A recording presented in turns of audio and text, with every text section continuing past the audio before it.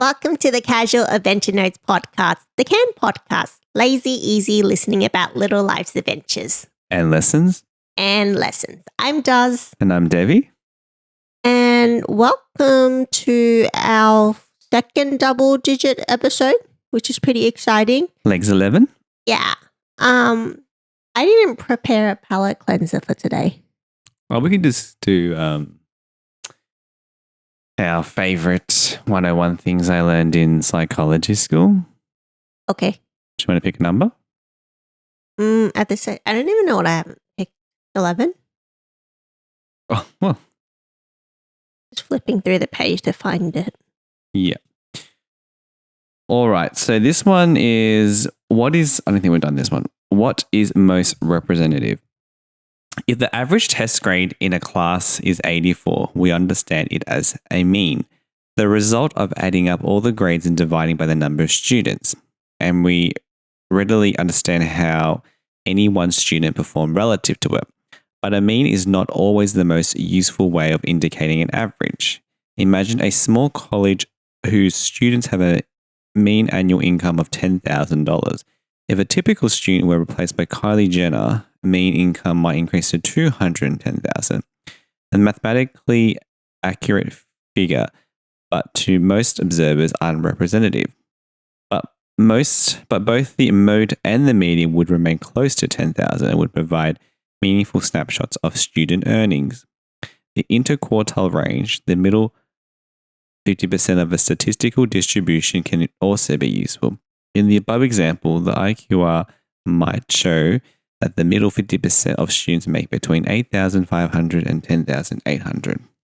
And then there's a couple of pictures of bar charts, scatter plot data, a table with information, and then your little bell curve thingy-majig. It's kind of triggering all those, year 12 maths lessons that I've completely forgot. Why is a psychology book giving you tips on math? Yeah, I actually was gonna flip back to think if it was the business one that we did for a while, which we might actually start doing again. But that one was pretty sort of self-explanatory. Yeah? It's sort of saying that, with those ways to essentially, what's it called, analyze data, and convert it to averages, medians, etc. I mean, they're sort of all, the use of them are really all dependent on the data itself. Because, I think the one thing that's really commonly used as a median versus a mean is wages, which is the example they had there, because there's a lot of people that make a lot of money. And if you sort of start including them in the average calculations, it probably almost inflates, what, the majority of the population don't make. Yeah. So that's why I like that sort of middle point of the data.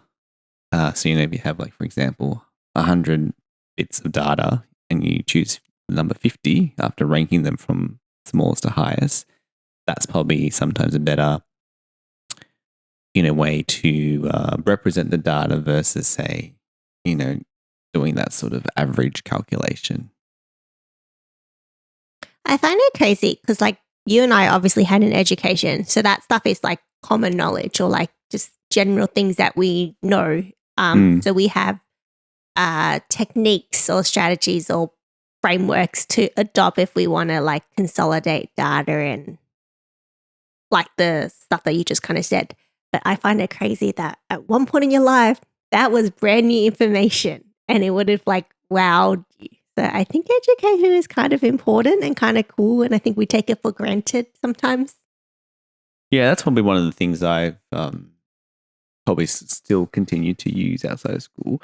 And when you hear, stuff in the news and they talk about the median or the mean, and then you're oh yeah, I think I know why they chose that specific measurement of data because of X, Y, Z reasons. And all that stuff is, like you said, you learnt it in school because you've done that almost, testing where it's oh yeah, this is the mean, this is the median, which is the better use for representing the data. Yeah. I mean, I know that some stuff you pick up in school, sometimes, you don't always apply to life. And it really depends what you choose. Because I think like part of education is giving you a breadth of knowledge so that you can shape your own opportunities and kind of head into the directions that, you gravitate to naturally. But I kind of miss like the romance of ignorance and when everything was brand new.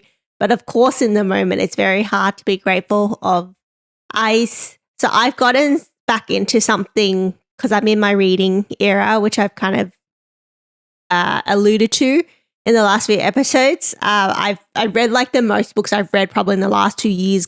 But then like before that, I probably had a big break where I was probably only reading like a handful every year. But now I'm like binging them again.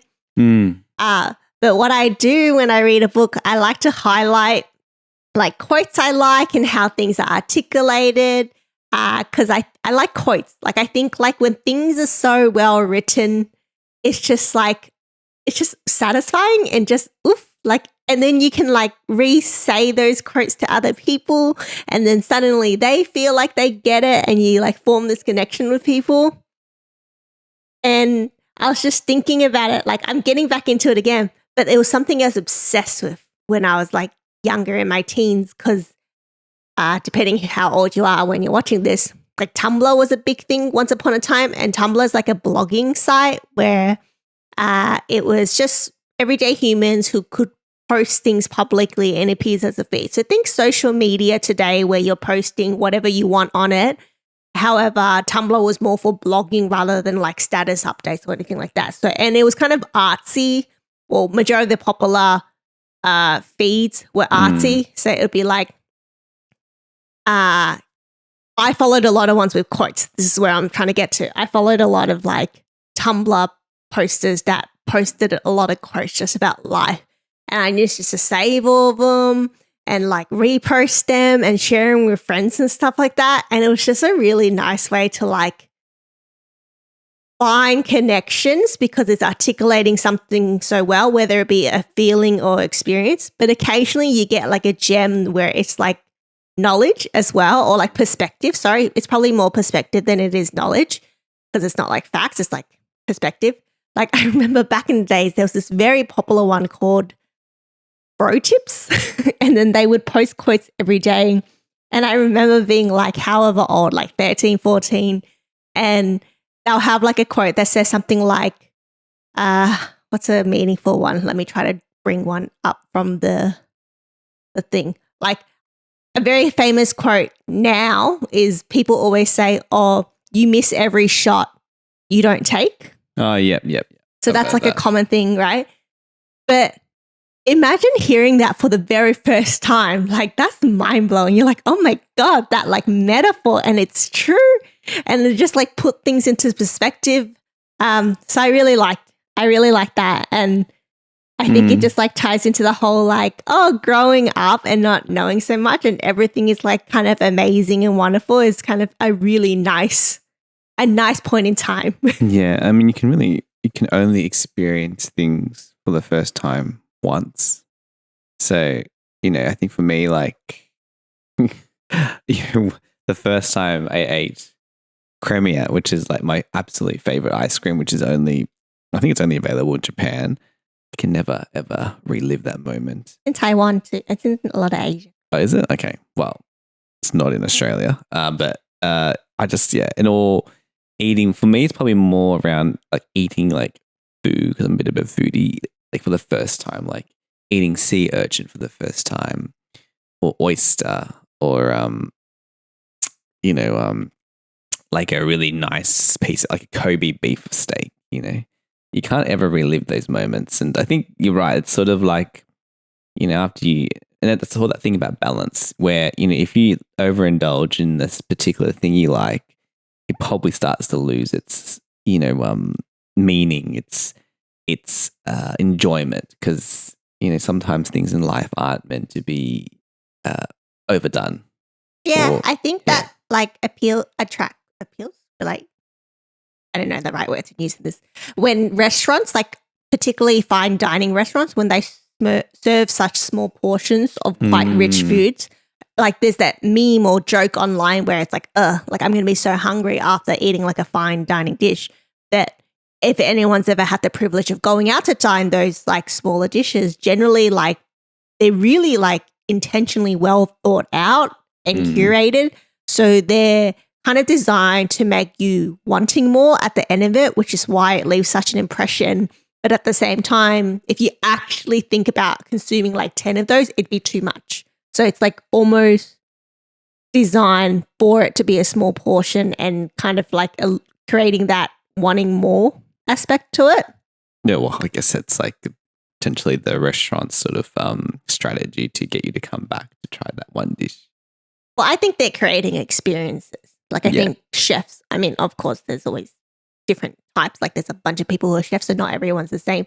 But I think generally chefs try to curate experiences with when you're dining and stuff as well. So it's not always necessarily for money or gain or whatever. But part of, if the experience is, amazing, then, you're going to bound to come back. Well, it's a bonus. You want people to come back. It's still business. And also, if you enjoy creating experiences, you want people to keep enjoying it. But speaking of, you're right. Too much, if anything, can be diluted. No. Yeah. What's the word? It just makes like you said, the experience less special. Yeah, that's it. Less special. Yeah. Which good segue into our main course. So, no, not food. But when you experience something over and over again, like let's say it's a ceremony or a type of event, and it becomes normal for you, you take for granted its significance or how special it actually is. And something that I've kind of taken specific notice of is Vietnamese or Chinese tea ceremony as part of marriage. So in a lot of Asian cultures, when you choose to get married and you have a wedding, if you want to follow like cultural traditional ceremonies, there are things you can do beforehand. I can only speak from a Vietnamese point of view and only from my own experience. So, don't take everything I say literally and like just the absolute fact, because I'm only speaking from my experience. Yeah, but just like on that, though, like I think traditions they sort of extend from, not just the culture and the nationality, but also to the family. Like sometimes people do some things like a little bit more differently. So that's true. It's not necessarily. I'm only speaking from my experience. Yes, yeah, that's right. That's what I meant. Yeah. So Vietnamese tea ceremony, or like my version of Vietnamese tea ceremony, it's a ceremony that you can choose to have before your wedding or part of your wedding celebrations.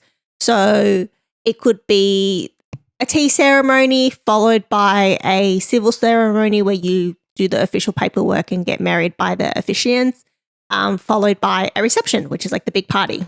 And of course, people, like everyone has their own versions of addressing that. Like, for example, one of my closest people to me got married in the last year, and she decided not to have a tea ceremony because the person she was getting married to, like, that's not part of their culture. But then she still wanted to pay homage to it. So then she brought it in her own way. So they had a civil ceremony to get married formally. But then in that civil ceremony, she incorporated like a 5-minute section to have a tea ceremony, but only between the parents of the bride and the groom. Because traditionally with tea ceremonies, it's like a whole shebang and it involves like all the family. So all your uncles, all your aunties. There's dogs barking in the background that you can just ignore. And I was lucky enough to go to a few weddings growing up. So I went to a few fair of my share of tea ceremonies. And then over time, I lost or I didn't pay attention to the significance of it. Because for me, like being little young Doz, I was just going to a cool party. Like even weddings to a certain extent, like over time when there was just like a wealth of them that I had to go to, like I was just like, oh, there's a wedding on the weekend. Like I'm just going to go have a party. I'm going to eat good food and go home, and never really like remembered the significance of it. And then I kind of like regretted it like a couple of years ago because someone got married and this was during the years that no one shall speak about. And it meant that a lot of guests that you might expect at your events might not have been able to come, whether they were unwell or just couldn't. And this couple was getting married, and generally, like in modern day age, people who run the tea ceremonies are like the second generation or first generations Australians if it's here. So it's like your uncles or your aunties or your grandparents if they're still around, right? Like people who kind of like know it really well. And then in this family, there was always like these two uncles that would always do it because they're like the social ones. They're happy to host because in a tea ceremony, you would have a host. Actually, maybe it makes more sense if I like talk about what a tea ceremony is first. Yeah. So nutshell, snapshot version. A tea ceremony is you got a bride and a groom. You go to a bride's house. They have like an altar with their ancestors and all that stuff. And that's where the tea ceremony is held.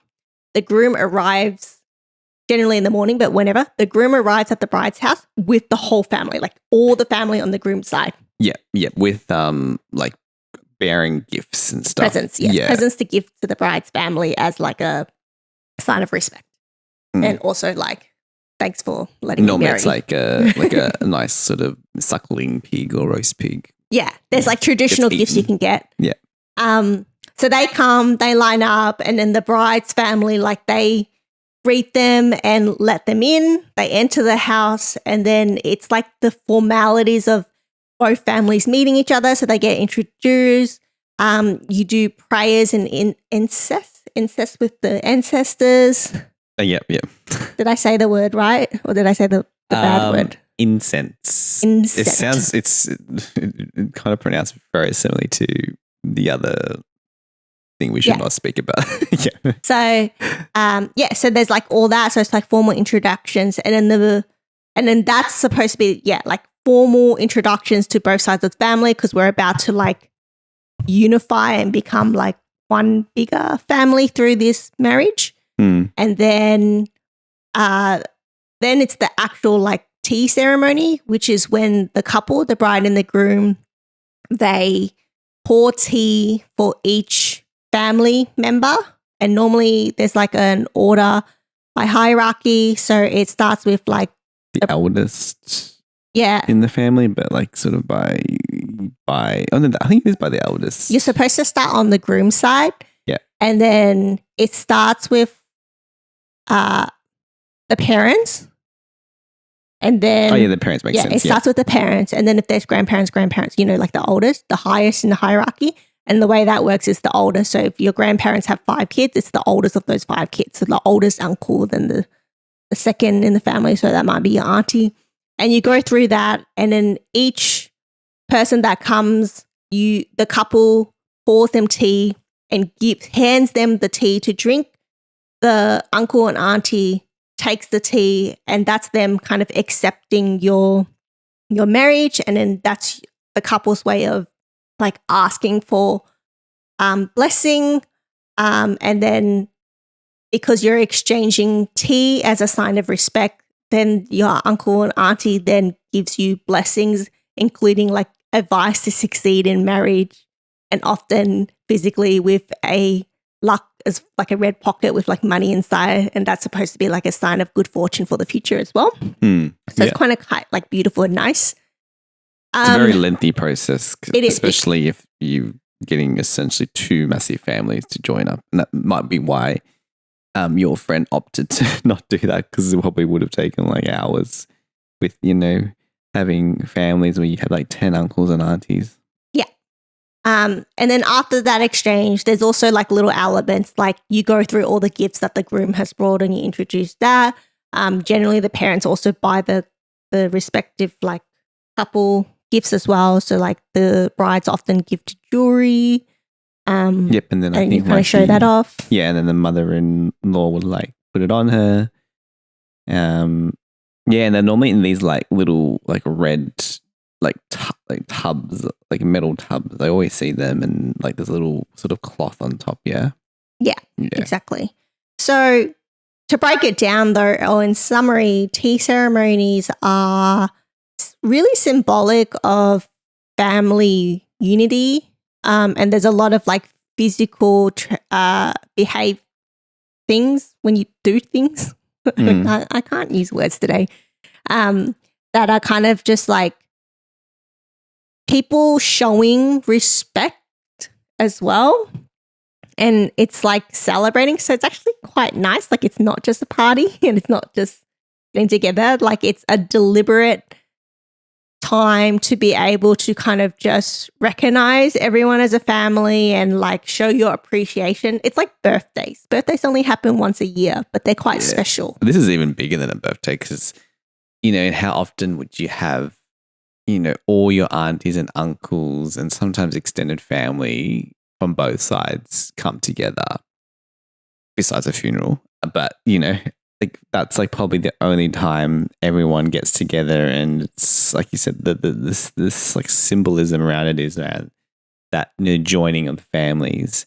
So I'm sure there's probably people that you probably would have seen at your own wedding that you probably don't really see often afterwards, and that's sort of that occasion where that all happens and where you see them, and like you said, have the permission of, blessings and It's a really joyous occasion for like really nice reasons. And I think people forget it. Like they just go for the sake of going these days if you don't get it.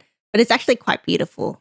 And the traditional like outfits. So it's the, what do you call them? Like you're like paying homage to your culture as well if you're wearing like traditional clothing. So instead of like in Western culture, you wear like a big wedding dress. In Vietnamese, they have like a traditional dress that are for special occasions. And then if you again follow traditions, like for your tea ceremony, the bride wears like a red one, and the male can either choose to wear like a matching blue one, or they can also wear a suit. I think they get away with that these days. It has evolved over time because like how I kind of said earlier, you go by order of olders and the groom's family goes first and stuff like that. It's because back in then there was like the whole hierarchy stuff. It's like you're showing like respect for the hierarchy, but hierarchy isn't as strongly followed anymore. Like everyone sees everyone's as human to human now. Yeah, we're less sort of political around like even like monarchies these days. Yeah, it's not it's like there's still level of respect, but it's not like back in the day where you die for them, or they sort of ruled the country and gave orders and whatnot. Well, I know someone with all their tea ceremony that they host, because they tend to be the uncle that hosts all the tea ceremony. They actually switched out tea for champagne, and they're like thinking behind it is that like, well, this is supposed to be a celebration, so why are you exchanging tea? Because back in the day, tea was like was something only like the wealthy and the privileged and the higher socioeconomic people would drink. And it was like supposed to be the grandest gift that you can give someone, hence like the significance of the tea ceremony. And then, this particular uncle was just like, I like good tea, but I just want to drink tea for the sake of drinking tea. But for a ceremony like this, it's a celebration, so I'm creating my own symbolism with champagne. Yeah. Which I think is cool. But anyways, I can tell you about a tea ceremony now, maybe not as well as other people, but I didn't know that 2 years ago. I didn't understand the order. I didn't really understand the significance. I knew there was like exchange of things, and I kind of knew it was for blessings, but I didn't fully comprehend it. And then came this couple's wedding, and then they were having a tea ceremony. And the uncles that normally host it so they can actually run through the day and keep it moving couldn't come. And it was very last minute. And the groom's family wasn't from a Vietnamese background, so their family couldn't do anything, and they would also need things explained to them. So some of the aunties was like, oh, Doz, you speak Vietnamese and English. Can you do it? Like, can you host it? Like, you're quite chatty, hence the podcast. You're quite chatty. You can do it, right? And I was like, oh, no, it's all right. I'm like, my Vietnamese is like, I can speak it, but I'm not very good. Like, I wouldn't even know how to like do the intros. And they're like, oh, don't worry about it. You can just do it in English then. I was like, what? and then I literally physically got pushed into the middle. So somehow like amongst all the aunties and all the cousins, we managed to get the groom's family in. We got everyone in the altar's room. And then everyone was kind of just standing around waiting for like the host to step up to like begin the tea ceremony. And like it was just this awkward like 3 minutes. And then that's when all the aunties were like, oh, we got to get something to happen. Like we got to make it work. And like, to be fair, I wasn't the only one getting pushed or pressured. But I just happened to be the last person that got physically pushed into the middle of it. And then talk about, being put under pressure and, such like one of those movie scenes where it's like, and I was like, person's unavailable, so you're going to do it. Oh my God, it was insane. So I like went to the manor and like, I really like the couple. So I'm like, well, I want to make their day special. Like it's so important for them. So like above everything else, I was like, it doesn't matter if this is like a stupid situation and I don't know what I'm doing. I got to make it like a good time and a good memory for the couple because it's about them and it's not about anyone else. So like, I felt like one of those movie characters in the where you like, even though in the real world, it's only probably 2 seconds that pass, I felt like in my mind, it was 30 minutes of me running through every tea ceremony I've ever been to, trying to remember the order and what was said. And I was completely winging it on the spot.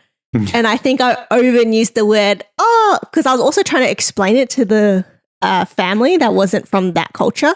So I was just like, it's a sign of respect. It's blessings. And I was just like completely making it up. I mean, the whole thing is about, like you said, respect, ceremony, symbolism, all that stuff. So that using those repeatedly it's factually correct, really.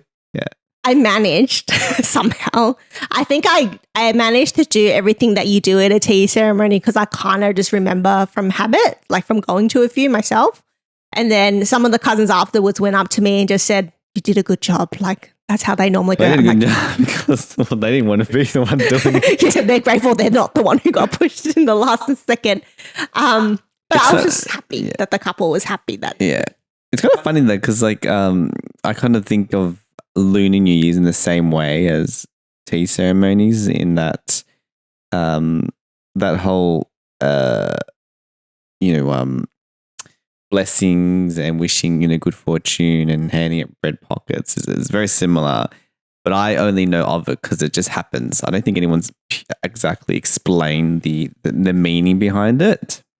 And as a kid you probably just think about it, you're getting some pocket money, and then there's a whole process. And I remember having to like somehow, I don't know how I did it the first time because I now sort of have the most sort of basic phrases to wish, good fortune and health and luck to aunties and uncles. Explain Lunar New Year's parties to people who don't know.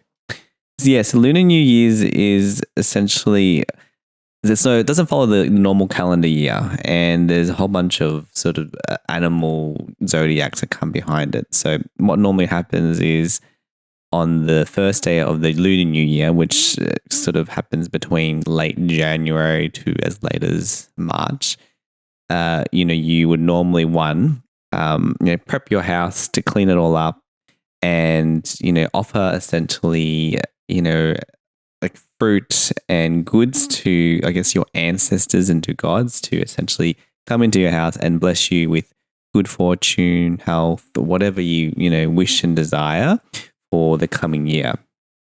A lot of families also then, that's probably the best time where they then go to, the Buddhist temple, where they then, go and in most cases visit their, ancestors, any, grandparents that have passed, pay their respects, donate to the temple, and then sort of do their wishes through the, praying and incense process.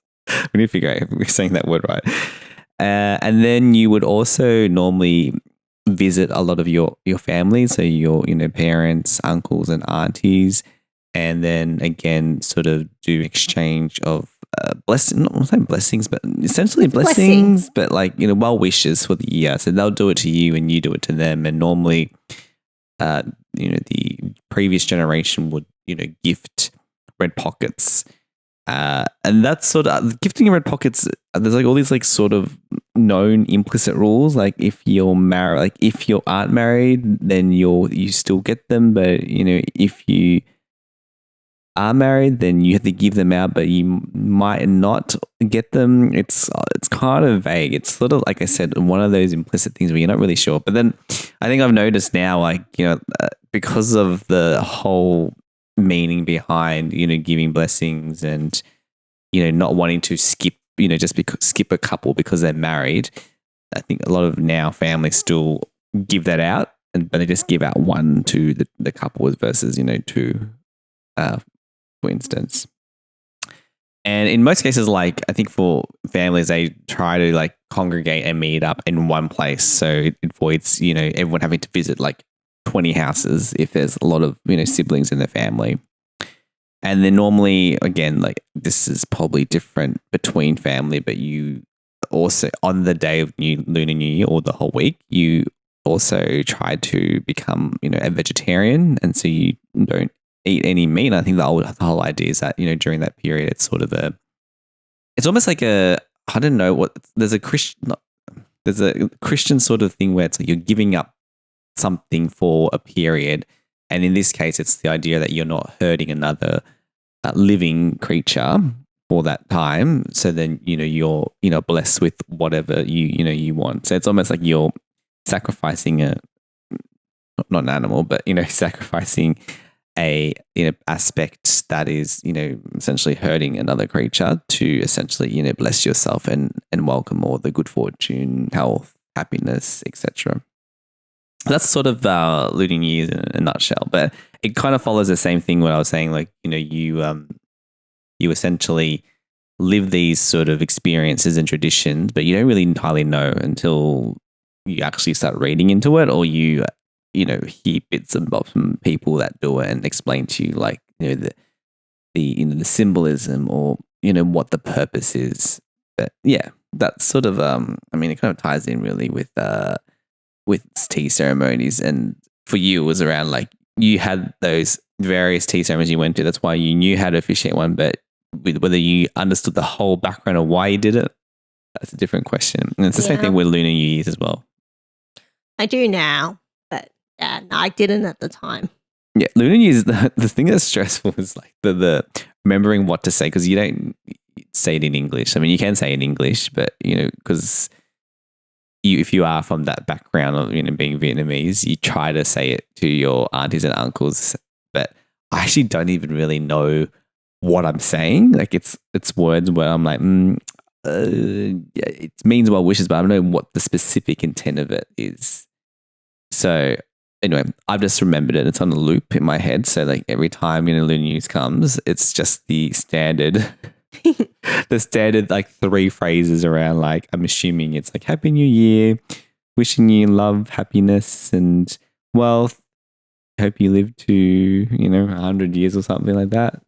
So probably like quotes. Like there's probably a script that's quite commonly now adopted because it's the best way to articulate something. Like popular quotes.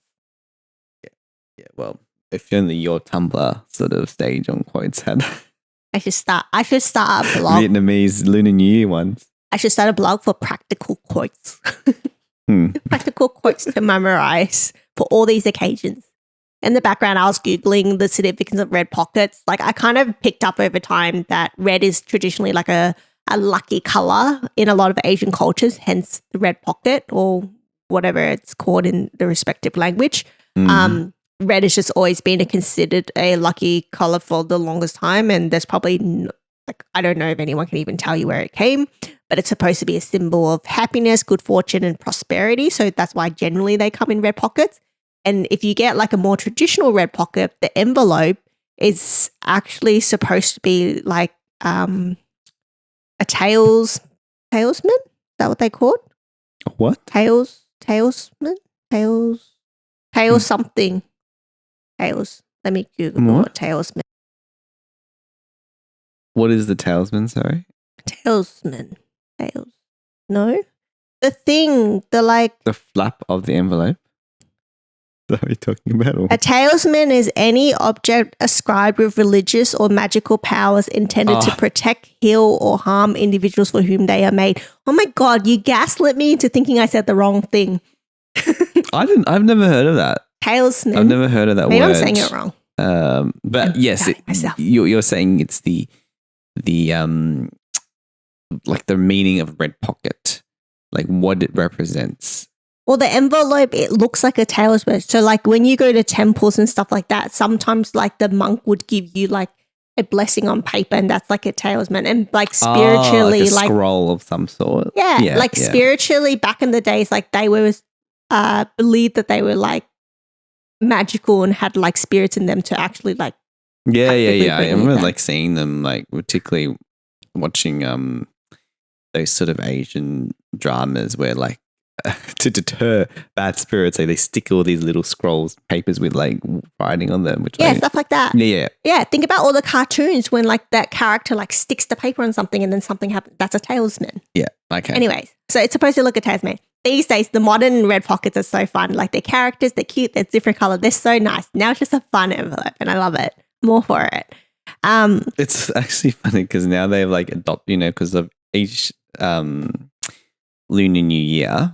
Sorry, I know we're talking about teasers, but for Lunar New Year, there's like an animal and a zodiac, and now they like have animals that were based off cartoons. So it's the year the pig. There's a lot of envelopes that had Peppa Pig as the picture on top of the red envelope. True. And then the dog, I think I've seen like Bluey. And Snoopy. Yeah, Snoopy's another popular one. Yeah. That is sort of printed on a lot of red envelopes. So yeah. They're commercializing. Yeah, I think so. And then it's the year of the rat, yeah? They had like the Ratatouille rat I've seen once. I'm wondering whether they paid any licensing fees when they printed these, but they've become very mainstream now, which is great. It means that now people are a bit more like aware of, this culture and the whole sort of, red pocket giving and what it means outside of, what Asian culture. It's commonly, so in the red envelope, it's commonly money, like you give people money. And the whole reason it's money is because it's a practical gift. So traditionally they're given at weddings or wedding/tea ceremonies, at birthdays, at like significant milestones of someone's life. And it's a practical gift because money will set you up for success, because it will get you what you need to succeed in that life or that milestone. Finishing school, you get money because you're becoming an adult and you need to buy the next lot of things for your next life. So that was kind of the idea behind it. But technically, you don't have to put money in it. Like back in the days, like it was not uncommon for people to put like jewelry in it as well. Oh, I didn't know that. So it's just like it's a form of gifting something. But more commonly, it's for money. Personally, I prefer money. So if anyone's giving me a red pocket, just give me money. Yeah, it didn't never sort of come up to me why money was put in there. It's literally practicality. And I mean, what else could really fit there, really? Like, besides, it's kind of designed for money. Yeah, it's like it really is designed for money. So, anyways, what else? That was kind of like my only story, and then how we led into that. I had something else, but I forgot. Oh, I remember now. So you were telling us about Lunar New Year's and about like your experience and what the traditions are. Mine's very similar. So every year we have like normally like one big party. And yes, it is you're supposed to do your first visit to every family member at the start of Lunar New Year's as a sign of respect and to like bring them good fortune and stuff like that. And then we always used to plan like at one uncle's house where we would all end up, because like it would be like one uncle visits another, and then those two uncles will then visit the third uncle, and then and it continues into the last house, and then that would be the big party. And then it was a big party. Like it was just like a lot of eating, a lot of chatting, like a lot of good times. And then I decided to form my own reason why we do that. And it is to celebrate those gods, which is those zodiac signs. And I got that from being very young and watching an anime called Fruit Basket. Never heard of it. Fruit Basket is a classic.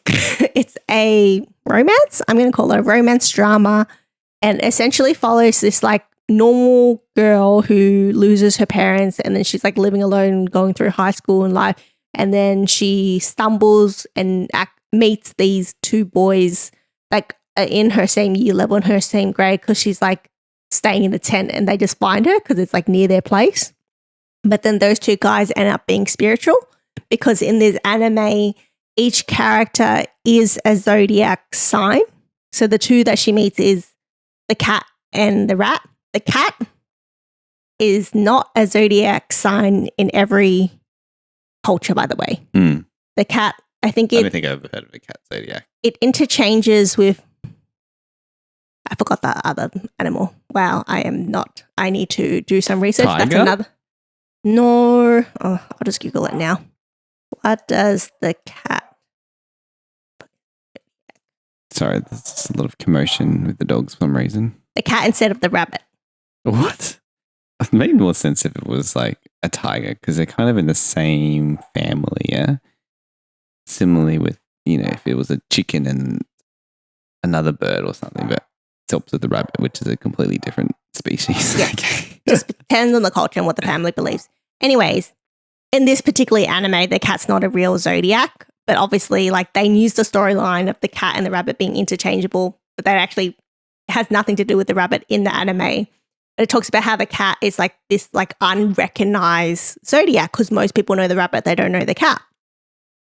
And then it just follows like the story of her like meeting every single spiritual zodiac that's in their human form and learning about their background. And there's a lot of drama behind it. This episode's not to retell that anime, but it's just cute. It's basically you get hugged by a human, they turn into that animal.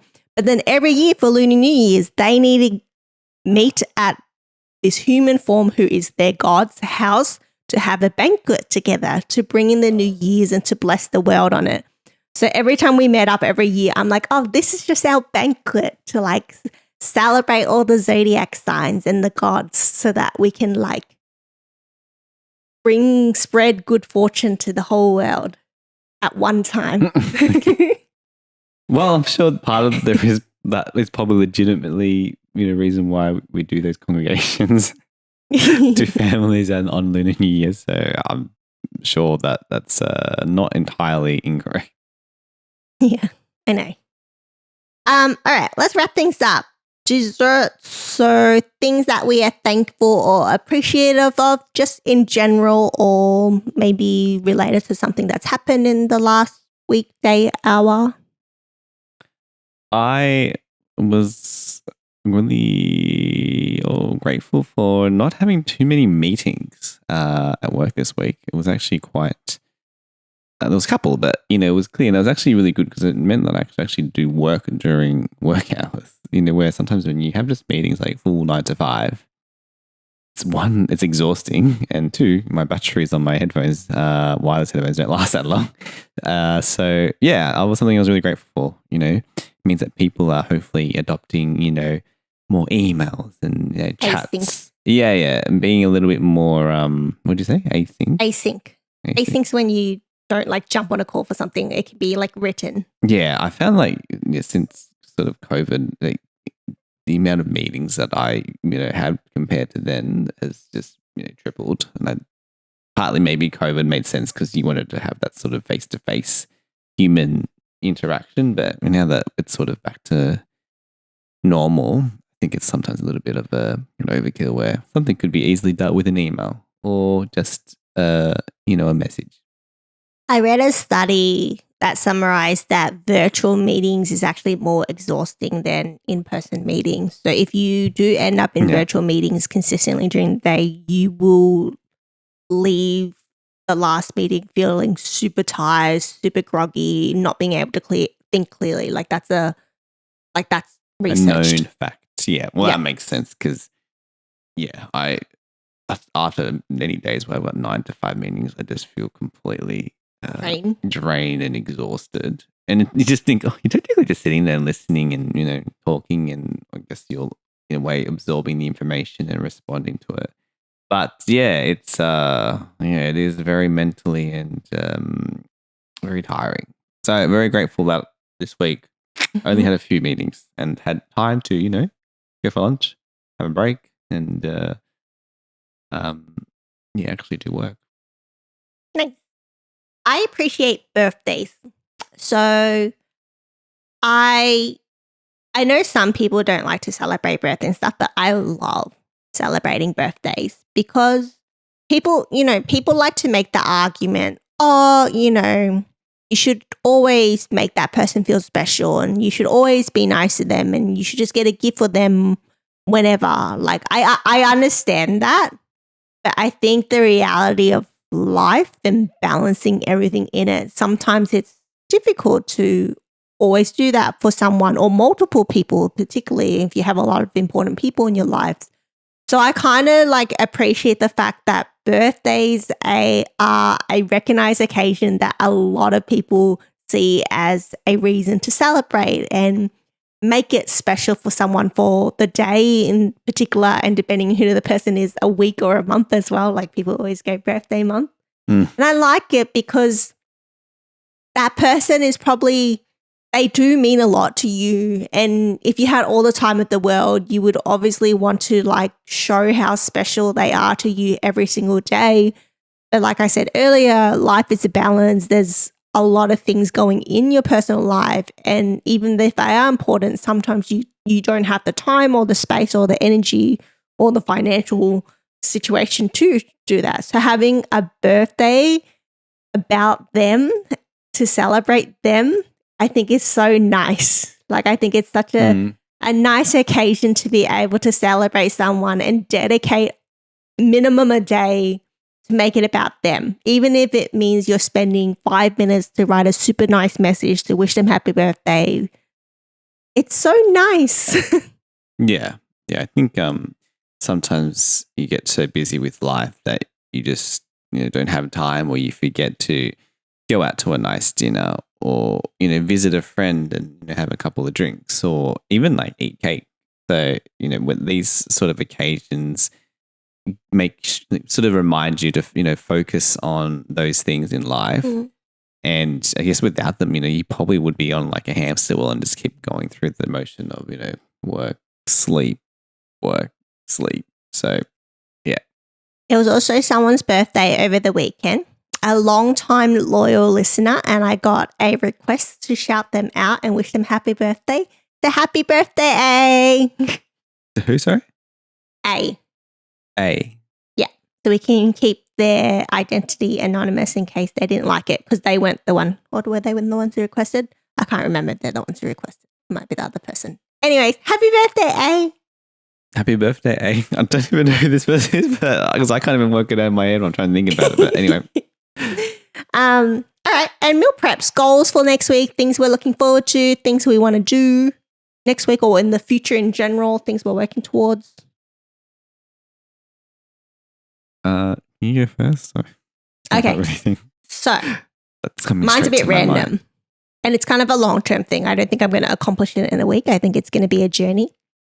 I'm trying to get better at eating like the whole animal of things, because chef says like it's respectful not to throw out like all these random parts of the animal. You can What's also the word? I think there's a word for it. It's such but you're being like very mindful of the that the animal was living and now it's not, so you don't want to waste any part of it. And then also starvation and stuff is still an issue, so you're showing respect to everyone else that having the fortune, you're going to eat every bit of the animal. So one goal is to actually learn how to eat all the parts, because it's challenging for me personally because I'm not used to it. Even growing up, I didn't eat in Asian cultures. Like eating organs is like a common thing, but for me, it used to gross me out because I think I grew up in like a Western upbringing. So it kind of grossed me out and I never knew how to eat it. But in the last few years, I've gotten used to it. Particularly skewers, I like to eat chicken heart and chicken gizzard. Giblet, yeah, those things, like organs of chickens, and they're really nice. They're like crunchy and chewy and really flavorsome. I normally like them on a skewer, deep fried, and then it's like seasoned.